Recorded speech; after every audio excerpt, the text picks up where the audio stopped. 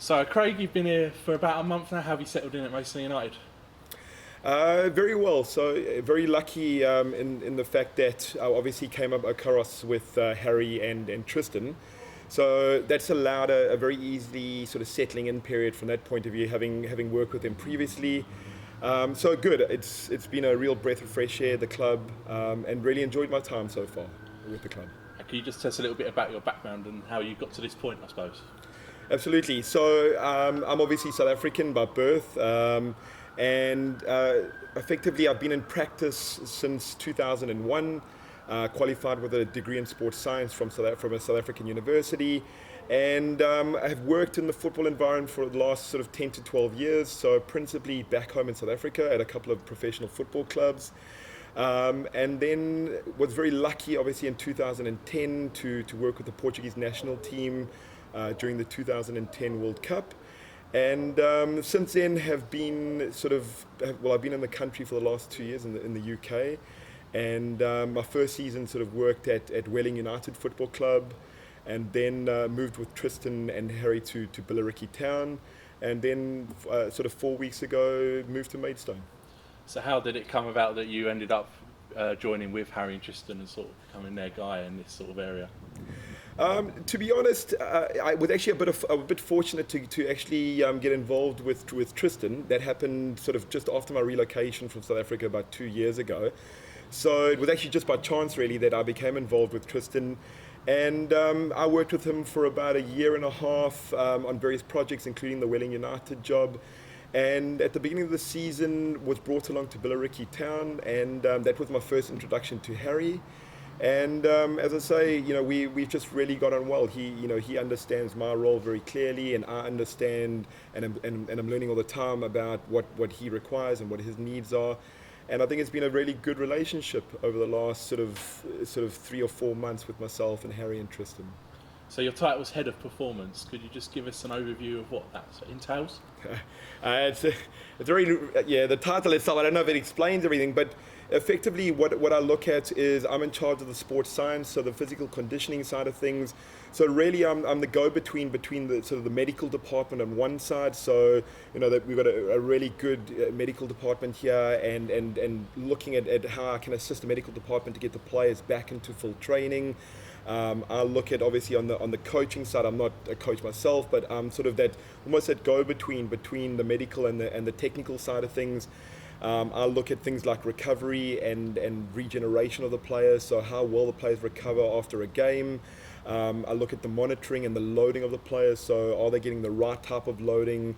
Are they getting to the required standards from a conditioning perspective? We look at what we term prehabilitation, which is sort of injury prevention work.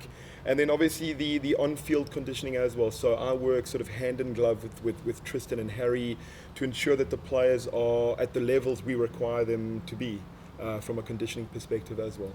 So, we see a lot of you're a very prominent pre-match. Could you just talk us through what sort of the stages are of getting the players from turning up to ready to start in the game at 3 o'clock?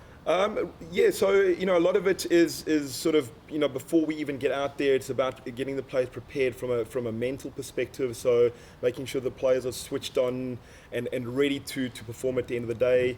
From the pre-match nutrition, so we provide the players with the correct nutrition, whether it's supplements or advice from an eating perspective, and then obviously it's all about preparing the players on the pitch. So the half an hour pre-game it's a very slow progressive warm-up at the end of the day. So we start with a little bit of the hip and sort of muscle activation with the bands and so forth, into a progressive sort of warm-up. So it goes from a little bit more general type of warm-up into a lot more specific from that perspective.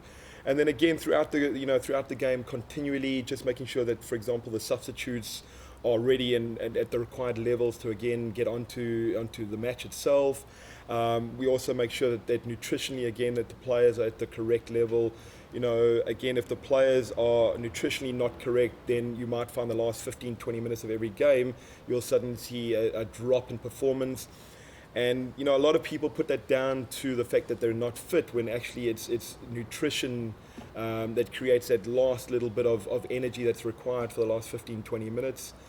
And then at the end of the game, obviously, we're involved in the regeneration component, so that will start straight away post-game. So that will start with the protein and protein shakes, for example, the ice bath, and all the sort of the meal planning that goes after a game itself. So, and then what sort of your normal sort of training day midweek? What do you generally do? So it really all depends on what we've done in the sort of, so for example, like last night we had a game, so different players would be on different training loads today. So if you had a look earlier today, we had some of the players who just did a little bit of the stretching and the sort of the warm up itself. Some players did a little bit of loading just to get them to the levels that we need. And then some players would obviously participate in the full training session. So it's very individualized from a training perspective, and it's done on a week-by-week basis. So if we, for example, we've got a game on Saturday to Saturday, the Wednesdays is the day we tend to try and load the players a little bit more. Tuesdays is a little bit more of a sort of an introductory day almost, so we get the players going again after the weekend. Wednesday, as I said, is a bit more of a loading day if we haven't played on the Tuesday night. So that would be a sort of our conditioning day, so I would be quite prominent on those particular days, so a little bit more work from myself. And then Fridays is, again, it's really down to the coaching side, working on the tactical organisation with Harry and Tristan, and preparing the guys for Saturday's game.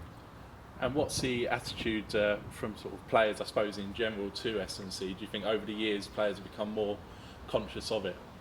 I think so. I think players understand it. So a lot of the players have been through various academies. So I think if you go back, 10, 15 years ago, I think a lot of the things we were doing is quite new, and there was a little bit more indifference to what we were doing. But I think now players readily take on the information. They're very keen to learn about nutrition, about how to prepare themselves correctly for match day. So I think there's a lot more knowledge amongst the players. And I think they're a lot keener to use people like myself within that environment. So they are readily sort of happier rather to utilize my expertise, my area of focus, and so forth. So I think that has developed over the last sort of 10, 15 years, where the players are a lot more open to the ideas, and but I think it's an education process at the end of the day. Lastly, is there anyone who you really have to force to go in the ice bath who doesn't want to do it? No. To be honest, I think when I first started, we made it mandatory. We were like, you have to do it. And I think now it's a player preference. So I think the players are all professional. They know what they need to do. I don't force the issue on players, but to be perfectly honest, probably 90% of the players will do it happily. The other 10% is a little bit of coercion, and they, they'll choose. They'll know their bodies. They know when they need to go in the ice bath. So without picking on any players, I won't call anybody out. But they are a professional bunch of players. So it's not really having to force players to do the right things at the end of the day.